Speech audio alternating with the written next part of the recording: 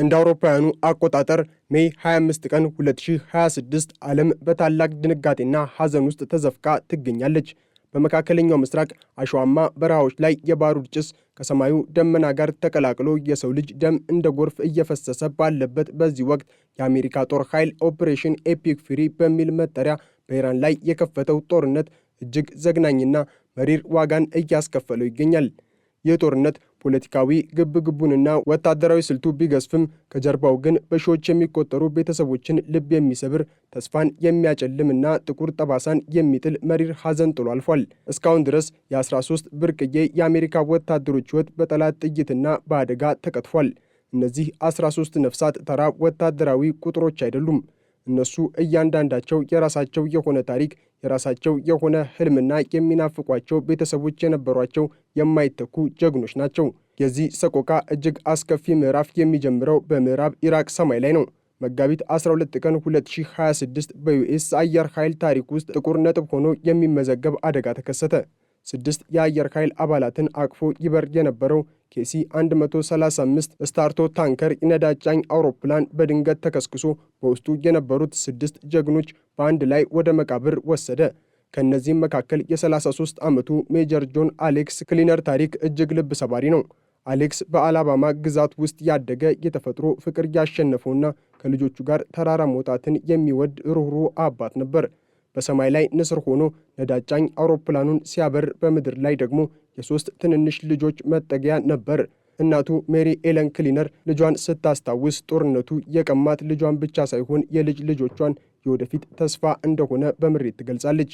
አሌክስ የ99ኛው የአየር ነዳጅ መሙያ ጓድ መሪ ሆኖ ሲያገለግል ከ30 በላይ የበረራ አባላትን በማሰልጠንና ለጦርነት በማብቃት የሰራዊቱ ምሰሶ ነበር። የእሱ ህልፈት በሰራዊቱና በቤተሰቡ ውስጥ የማይሞላ ትልቅ ክፍተትን ጥሎ አልፏል። አሌክስ ለሀገሩ ሲል የከፈለውን መስዋዕትነት ቤተሰቡ ቅዠት ሲሉ ቢገልጹትም ጀግንነቱ ግን በታሪክ መዝገብ ላይ በደማቅ ቀለም ተጽፏል።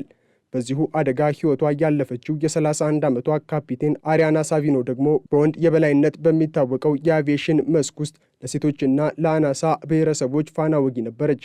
የፖርቶሪኮ ተወላጅ የሆነችው ሳቪኖ የበረራ ጥበብን ከአባቷ የወረሰችና የወላጆቿን የጀግንነት ፈለግ በመከተል የቤተሰቧን ስም በክብር ያቆመች ጽኑ ወታደር ነበረች። ጓደኞቿ የክፍሉን ድባብ በሳቋ የምትቀይር በማለት የሚገልጿት ሳቪኖ ለወጣት ሴቶች አርአያ ለመሆን የነበራት ሕልም በኢራቅ በረሃዎች ላይ ለዘላለም ተቀበረ። ቤተሰቦቿ የእሷን ራዕይ ለማስቀጠል የላቲን ወጣቶች የአቪዬሽን ስኮላርሺፕ ለመጀመር ማቀዳቸው የእሷን ሕያውነት በሌሎች ልብ ውስጥ ለመትከል ካላቸው ጽኑ ፍላጎት የመነጨ ነው። ሳቪኖ በሞተችበት ወቅት የነበራት ወታደራዊ ብቃትና የአመራር ክህሎት ለብዙ ወጣት ሴቶች መነሳሳትን እየፈጠረ ነበር። የዚህ አደጋ እጅግ አስደንጋጭ ታሪክ ያለው ግን የ28 ዓመቱ ቴክኒሻን ሰርጀንት ታይለር ሲመንስ ነው። ሲመንስ ከመሞቱ አንድ ቀን ቀደም ብሎ ለአባቱ የደወለው ስልክ ትንቢታዊ ነበር። አባዬ ከዚህ የምመለስ አይመስለኝም የሚል አስፈሪ ቃል ተናግሮ ነበር።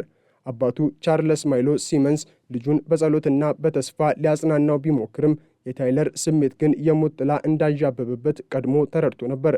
ታይለር ለሀገሩና ለቤተሰቡ የነበረው ፍቅር ወደር የለሽ ቢሆንም ያ የገመተው የሞት ቀን ግን እውን ሆኖ ተገኝቷል።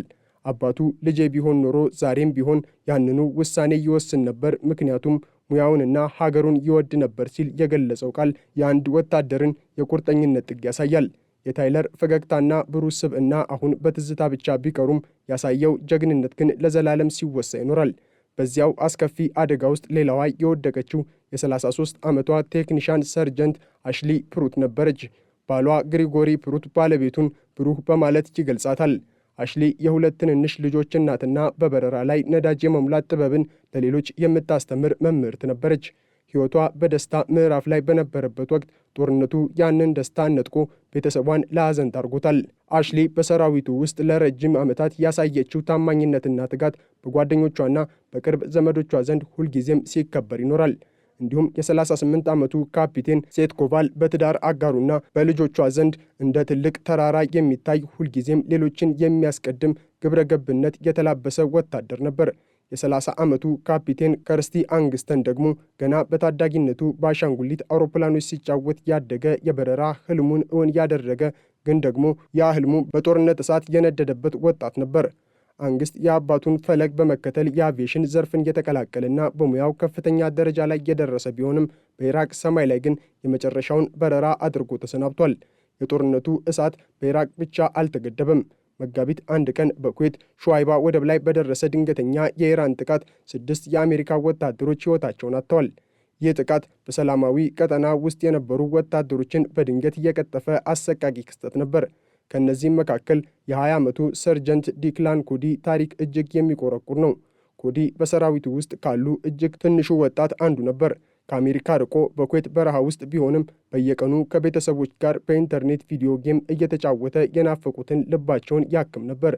እህቱ ኬራ ኮዲ ወንድሟ ድንገት መልእክት መላክ ሲያቆም የሆነ ነገር እንደተፈጠረ ልቧ ነግሯት ነበር። አንድ ጊዜ ደውዬ እንደምወደው በነገርኩት ስትል የገለጸችው ጸጸት ጦርነት እንዴት ያለ ማስጠንቀቂያ ተወዳጅ ሰዎችን እንደሚቀማ ማሳያ ነው። ኮዲ ገና የ20 ዓመት ወጣት ቢሆንም በሙያው የተመሰገነና ለሹመት እየታጨ ብርቱ ወጣት ነበር። የእሱ ህልፈት የአንድ ትውልድን ተስፋ የቀማ አሳዛኝ አጋጣሚ ነው። በዚህ የኩዌት ጥቃት ሕይወቷ ያለፈው የ39 ዓመቷ ሰርጀንት ፈርስት ክላስ ኒኮል አሞር ወደ ቤቷ ለመመለስ ጥቂት ቀናት ብቻ ቀርተዋት ነበር። የአትክልት ሥራ የምትወደውና ለልጆቿ የምትሳሳው ኒኮል በኩዌትና በኢራቅ ያሳለፈችው ረጅም ዘመቻ ተጠናቆ ከቤተሰቦቿ ጋር ልትቀላቀል ስትል ሞት ቀደማት። ባሏ ጆይ አሞር ለአንድ ወታደር ኩዌት ደህንነቱ የተጠበቀ ቦታ ሊመስል ይችላል። ነገር ግን እሷ የመጀመሪያዋ ሰለባ መሆኗ ህመሙን ያከፈዋል ብሏል። ኒኮልን ለማስታወስ ቤተሰቦቿ የግሪን ሃውስ በመገንባት የእሷን የህይወት አትክልት ለማለምለም መነሳታቸው ሞትን በህይወት ለማሸነፍ የሚያደርጉት ጥረት አካል ነው። ኒኮል ለሀገሯ የከፈለችው መስዋዕትነትና ለቤተሰቧ የነበራት ጥልቅ ፍቅር ሁልጊዜም እንደ ፋና ሲበራ ይኖራል። ሌላኛዋ አስደናቂ ታሪክ ያለው የ42 ዓመቱ ሰርጀንት ፈርስት ክላስ ኖ ቲትጀንስ ነው።